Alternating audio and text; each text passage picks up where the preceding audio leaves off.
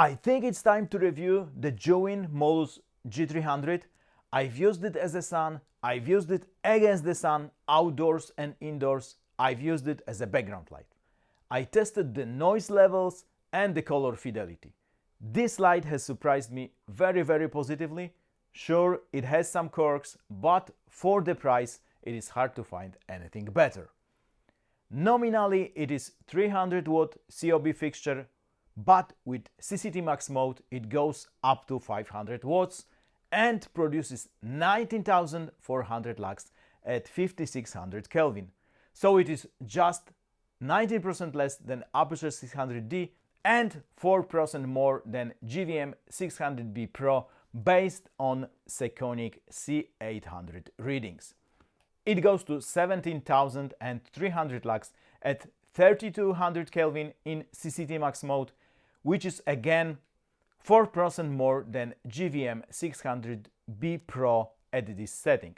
Aputure 600D is not bicolor, so it is not possible to run it at 3200 Kelvin. At 3300 Kelvin in CCT Max mode it generates up to 22,600 lux. I know it's a weird color temperature, but at this setting all diodes are turned on, so maximum light output is generated. All these results are without a reflector and at 1 meter from the COB. All results with maximum output for different modes in the table on the screen. For full transparency, Zhiyun sent this light for free and I can keep it, which I will definitely do. No money change hands. I have to actually pay income tax on it here in Poland. They have zero input in my videos. They just asked me to use the light in few scenarios, which I did. But as always, I want to compare it to some other similar lights I have or plan to buy. And since I have got the Sekonic C800 lately, I have also the opportunity to measure the color fidelity of this light too.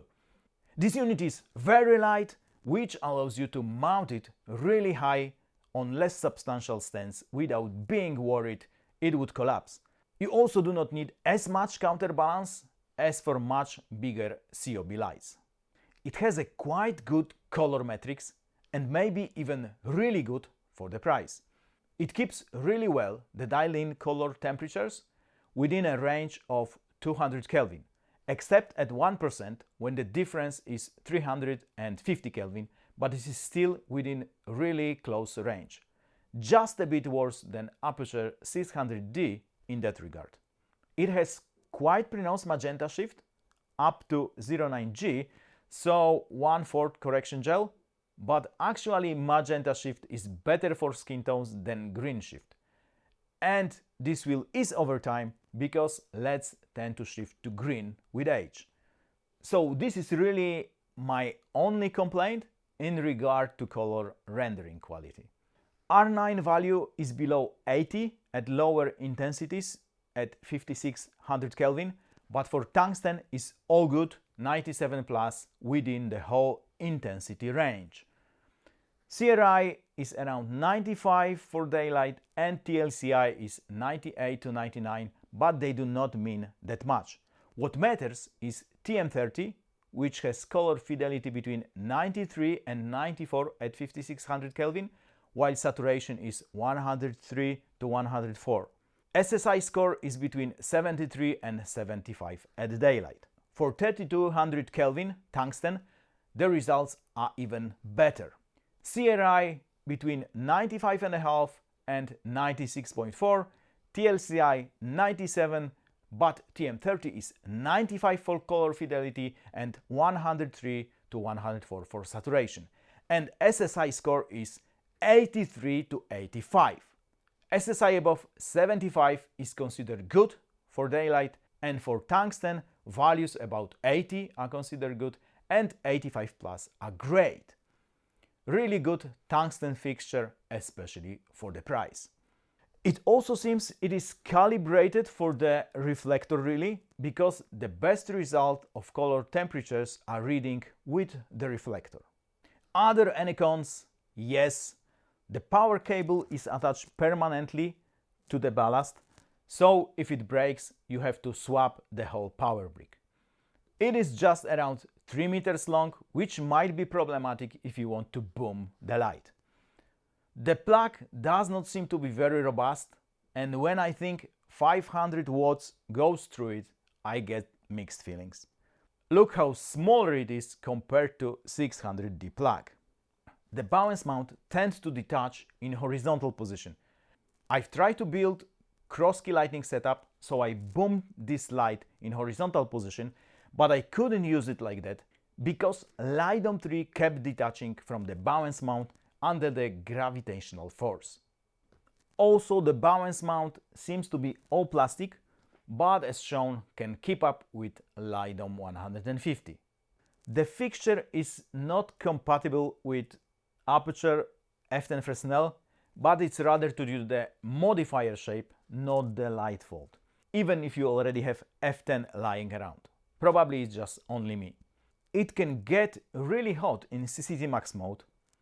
Maybe the light itself is not that hot, but balance mount of the modifier attached to the light went to like 60 degrees Celsius, so you can easily burn yourself with it.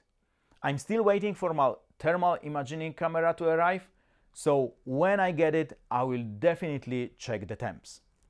Unit loudness, not really a con, just information about the loudness levels in different modes and scenarios.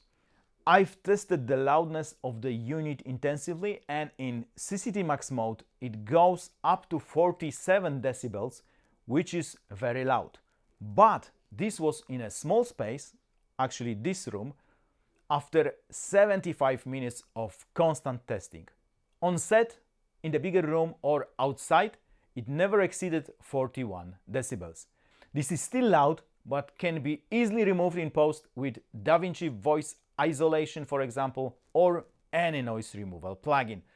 In normal mode, it is 34 to 35.5 decibels in confined space, which is on par with any other light I've tested. So Aputure 600D, GVM 650B Pro, Godox 600Bi, etc. If you want more details, check my other videos about this light, indoor and outdoor shoots. Links here. Here are the snippets of the unit loudness with and without voice isolation.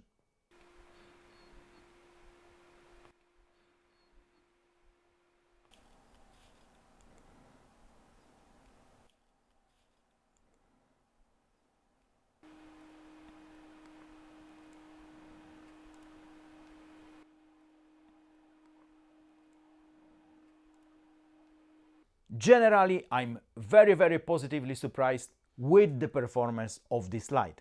You can even fight the sun in CCT Max mode with it, both outdoors and indoors. Of course, it depends where you live, because it might not be enough for scorching Sahara or Arizona sun. But here at 53rd degree of north latitude, it can do it with smaller modifiers, up to 90 centimeters Light Dome 3 with one stop diffusion. It has quite good color fidelity, and you can even say it is just fantastic for the price. Sure, it's not the rental unit based on the build strength, but if you take care of it, it should last. I doubt you can find anything better for $600, and with a discount code from the description, you can get additional 10% off. So if you are on the budget, then I can truly recommend G300. You have to double your budget if you want to get something better like Forza 500B, or triple it for Aputure 600X. That's it, and cheers mate!